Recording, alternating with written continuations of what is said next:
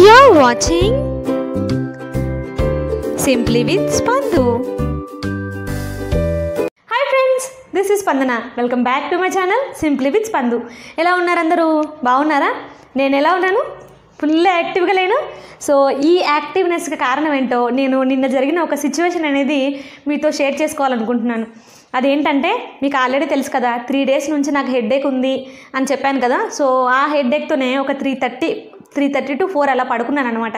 ఇంకా లేచిన తర్వాత లేవబుద్ధి కాక నాకు ఏమనిపించిందంటే, ఏంటి నా ఛానల్ గ్రో అవ్వట్లేదు, నేను చేసిన రెసిపీస్ ఎవరు ట్రై చేయట్లేదా, లేకపోతే ట్రై చేసి కూడా కామెంట్ చేయట్లేదా, అసలు వర్కౌట్ అవుతుందా, నేను పెట్టిన ఛానల్ ఎంతమంది చూస్తున్నారా లేదా, ఇంకా ఏమైనా ఎఫర్ట్ పెట్టాలా, ఇలా ఆలోచిస్తూ ఉన్నాను అనమాట. ఇంకా ఎగ్గొట్టేద్దాం, ఇంకా రేపు ఏం పోస్ట్ చేస్తాంలే, ఇంకా ఎలాగో డెవలప్ అవ్వట్లేదు అనే దాంట్లో ఉన్నానన్నమాట. ఆ టైంలో ఏం చేస్తానంటే పక్కనే ఉన్న ఫోన్ తీసుకుని చూశాను. అప్పుడు నాకు చాలా అంటే ఆ ఫోన్లో ఆ మెసేజ్ చూడగానే చాలా హ్యాపీగా, అంటే ఫుల్ ఎనర్జెటిక్గా అయిపోయాను అనమాట. అదేంటంటే ఒక వీడియోకి శ్రీకల్పన అనే ఆవిడ సెల్యూట్ టు యువర్ పేషెన్స్ అని మెసేజ్ పెట్టారనమాట. మీరు నిజంగా సెల్యూట్ చేసేంత పేషెన్స్ నాకు ఉందో లేదో నాకు తెలియదండి, కానీ మీరు పెట్టిన ఆ మెసేజ్ వల్ల నేను 4 to 9 ఫుల్ యాక్టివ్గా అసలు ఆగకుండా పనిచేయగలిగాను. అంత బూస్ట్ ఇచ్చిందనమాట మీ కామెంట్. సో మీరు కూడా ఇలాగే ఏదైనా నిజంగా రెసిపీ ట్రై చేస్తే తప్పకుండా కామెంట్ చేయండి. మీరు చేసే కామెంట్ వల్ల నాకు ఇంకొక డే ఫుల్గా బూస్ట్ అయిపోతాను అనమాట బాగా. ఇది కాకుండా నైట్ పడుకునేటప్పుడు ఇంకొకసారి అప్డేట్స్ చెక్ చేశాను, ఇంకా ఎవరైనా చేశారా అనేసి. ఇన్స్టాగ్రామ్లో ఒకరు ఎప్పుడో నేను ఒక 1 month ఈ శ్రావణ మాసం ఫస్ట్ డే అప్పుడు ప్రసాదాలు పోస్ట్ చేశాను.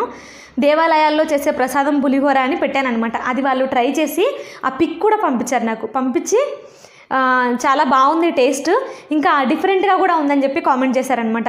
ఓహో, అంటే మన రెసిపీస్ లేట్గానైనా చూసి కామెంట్ చేస్తున్నారు అనేసి హ్యాపీగా ఫీల్ అయ్యాను. అంటే నేను ఇక్కడ చేస్తున్న కష్టానికి బ్యాక్గ్రౌండ్ వర్క్ జరుగుతుంది దేవుడి ద్వారా అని అనిపించింది అనమాట. ఐఎమ్ సో హ్యాపీ అండి. మీరు చేసే ఒక కామెంట్ నా డే మొత్తాన్ని ఎంత ఎనర్జెటిక్గా యాక్టివ్గా చేస్తుందో తెలుసా. సో మీరు కూడా ఇప్పటి నుంచి నా వీడియోస్ చూడడమే కాదు, సబ్స్క్రైబ్ చేయడమే కాదు, ట్రై చేసి మీ ఇంట్లో ట్రై చేసి ఎలా ఉందో నాకు కామెంట్ ద్వారా తెలియజేయండి. మీరు కూడా ట్రై చేస్తేనే కదా నేను చేసే రెసిపీస్ నిజంగా బాగున్నాయా లేదా అనేది తెలిసేది. పైగా నేనేమి ఎక్కడో తీసుకొచ్చి పెట్టట్లేదు కదా, మన ఇంట్లో అవైలబుల్లో ఉన్నవే చేస్తున్నాను. సో ఇవాళ ఆవిడిచ్చిన బూస్ట్తో, ఆ కామెంట్ ఇచ్చిన బూస్ట్తో నేను చేసిన రెసిపీ ఏంటంటే, అది తెలుసుకోవాలంటే ముందే ఏం చేయాలో మీకు తెలుసు కదా. లైక్ చేయాలి, షేర్ చేయాలి, సబ్స్క్రైబ్ చేసుకోవాలి. మన ఛానల్ని ఎవరైనా ఫస్ట్ టైం చూస్తున్నట్లయితే తప్పకుండా సబ్స్క్రైబ్ చేసుకోండి. ఆ పక్కనున్న గంటను కూడా కొట్టండి. మీరు అలా గంట కొట్టగానే ఆ సౌండ్ ఇక్కడ దాకా నాకు వినిపిస్తుంది అనమాట. అంటే నోటిఫికేషన్ వస్తుంది కదండి మీరు సబ్స్క్రైబ్ చేసుకున్నట్టు. సో అదన్నమాట సంగతి. ఇప్పుడు నేను చూపించబోయే రెసిపీ ఏంటంటే మష్రూమ్ పెప్పర్ ఫ్రై అనమాట. ఇది పుట్టగొడుగుల కాలం కదా, మరి నాకు నాటు పుట్టగొడుగులు దొరక్కపోయినా దొరికిన పుట్టగొడుగులతోనే ఫ్రై చేశాను అనమాట. యాక్చువల్లీ చాలామంది అడిగారు కూడా, మీరేంటి మేడం ఎప్పుడు రోటి పచ్చళ్ళు, ప్రసాదాలు ఇవే చేస్తారా, స్నాక్స్ ఇవే చేస్తారా, కూరలు కూడా ట్రై చేయొచ్చు కదా అని. అందుకని చేశాను. ఈ పుట్టగొడుగుల ఫ్రై ఏంటంటే పెప్పర్ ఫ్రై అసలు స్టఫింగ్లోకి పర్ఫెక్ట్ రెసిపీ అనమాట. అంటే మీరు మోమోస్ చేసుకున్నా, లేదా ఏదైనా షవర్మా లాంటిది చేసుకున్నా, లేదా వెజ్ రోల్ చేసుకున్నా కూడా చాలా మంచి పర్ఫెక్ట్ రెసిపీ అండి. అసలు రెస్టారెంట్ స్టైల్లో కుదిరింది నిజంగానే. ఆ పెప్పర్ కూడా తెలుసా, నేను ఎక్కువ అయిందేమో అనుకున్నాను కానీ కరెక్ట్గా సరిపోయిందండి. ఇంకాస్త ఎక్కువ అంటే మేబీ స్పైసీగా అయిపోయేదేమో. చాలా బాగా కుదిరింది. సో మీరు కూడా తప్పకుండా, ఇది ఎలాగో అవి దొరికే సీజనే కాబట్టి తప్పకుండా ఈ ఫ్రై ట్రై చేసి ఎలా ఉందో నాకు కామెంట్ ద్వారా తెలియజేస్తే ఇంకా ఎనర్జెటిక్గా ఇంకా మంచి మంచి రెసిపీస్ మీకు పోస్ట్ చేస్తానమాట. సో ఇప్పటికైతే మీరు రెసిపీ చూసేయండి. మష్రూమ్ పెప్పర్ ఫ్రై అని చెప్పాను కదా. సో ఇప్పుడైతే పెప్పర్ ఫ్రైకి కావాల్సిన మసాలా సిద్ధం చేస్తున్నాను అనమాట. కొన్ని మిరియాలు, ఇంకా దానికి సమానంగా జీలకర్ర, ఎండుమిర్చి వేసుకున్నాను. ఇక్కడ నేను వేసిన ఎండుమిర్చి ఏంటంటే చాలా తక్కువ కారం ఉందన్నమాట. సో మీ దగ్గర బాగా ఘాటుగా ఉన్న ఎండుమిర్చి ఉంటే రెండు వేసుకోండి, 1 లేదా 2 సరిపోతాయి. ఈ వెల్లుల్లిపాయలు ఎందుకు వేసానంటే ఇవి తొక్క తీయడానికి చాలా కష్టంగా ఉంది.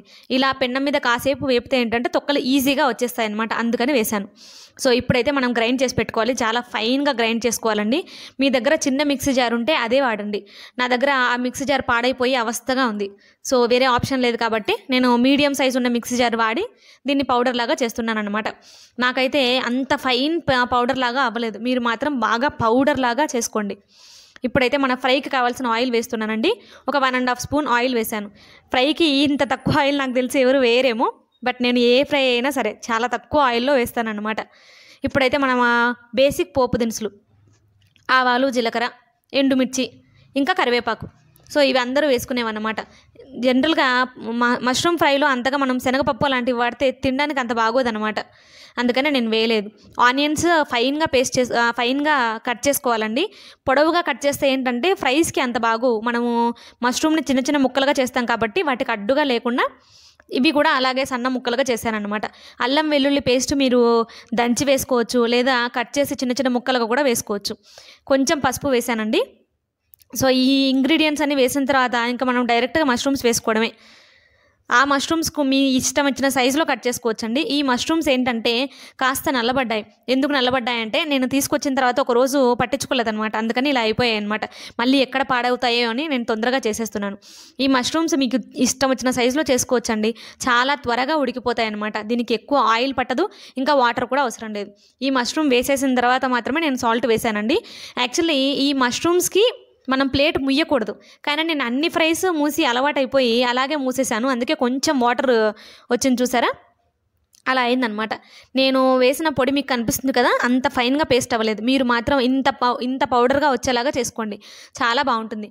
దీంట్లో గరం మసాలాలు ఇంకా మామూలు మసాలాలు ఏవి వేయక్కర్లేదండి. మనం వేసిన పెప్పర్ ఘాటే చాలా ఎక్కువగా ఉంటుంది కాబట్టి అవేం వేయక్కర్లేదనమాట. ఒక 5 నిమిషాల తర్వాత దించేసుకుంటే మన మష్రూమ్స్ అనేవి రెడీ అయిపోతాయి అన్నమాట. మష్రూమ్ పెప్పర్ ఫ్రై రెడీ అయిపోయింది. ఇది యాక్చువల్లీ నేను స్టఫ్గా వాడడానికి చేశాను అనమాట. అంటే మోమోస్ చేస్తే స్టఫ్గా ఇది చాలా బాగుంటుంది, లేదా ఈ కర్రీ చపాతీలోకి మనం చపాతీ రోల్స్ చేస్తాం కదా, వాటిలోకి ఇంకా బాగుంటుంది. మీరు ఎప్పుడైనా ట్రై చేయండి మోమోస్లో స్టఫ్ కానీ, లేకపోతే ఒక చపాతీ రోల్గా కానీ తప్పకుండా ట్రై చేసి ఎలా ఉందో నాకు కామెంట్ ద్వారా తెలియజేయండి. తప్పకుండా లైక్ చేయండి, షేర్ చేయండి, సబ్స్క్రైబ్ చేసుకోండి. Thanks for watching. Don't forget to like, share and subscribe.